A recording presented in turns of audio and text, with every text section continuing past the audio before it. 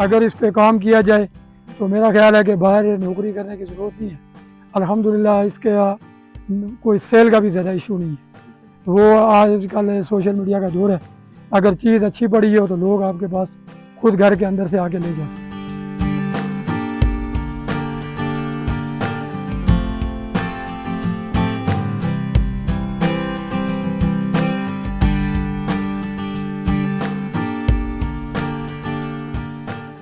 शौक़ तो मुझे शुरू में से था, स्कूल दौर का था।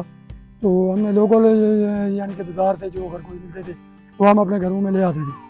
तो उसका मसला ये था कि वो जो है ना जगह जगह में वो सुराख वगैरह बनाते थे, खड्डे वगैरह बनाते थे, तो घर वाले वो रखने नहीं दे रहे थे। तो फिर कुछ अर्सा हमने ख़त्म कर दिया। फिर हमने नेट के ऊपर देखा कि भाई बाहर के मुल्कों से ये ब्रीड्स आ रही है।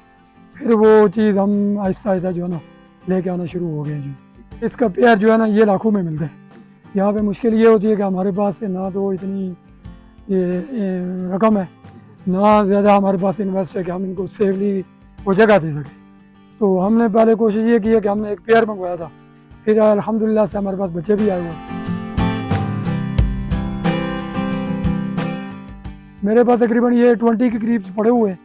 तो ये है सारे इंपोर्टेड ब्रीड्स हैं। इसके अंदर 3 नस्लें हमारे पास हैं जो महंगी तरीन नस्लें आप कह सकते हैं।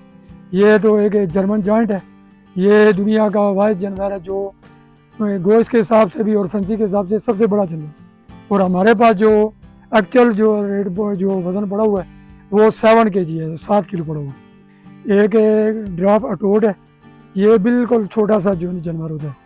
दूसरा मेरे पास रेक्स ब्रीड है, ये भी इम्पोर्टेड ब्रीड है। इसकी भी मालियत जो है ना ये भी लाखों में ज़्यादा है।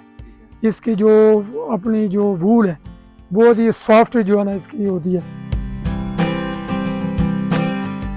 ये हम इनको जगह भी ज़्यादा से ज़्यादा दी ताकि 10 बाई 12 एक रैबिट को जगह देंगे ताकि ये पाकिस्तानी माहौल के अंदर सर्दी का इशू इनके अंदर नहीं है, गर्मी का इशू भी ताकि वो मसला हल हो जाए।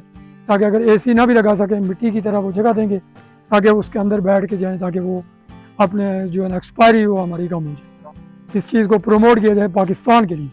हम तो ये चाहते हैं कि हर बंदा ताकि इसको घर के अंदर जो है ना ताकि उसके ज़्यादा से ज़्यादा कारोबार का भी एक ज़हन बन जाए।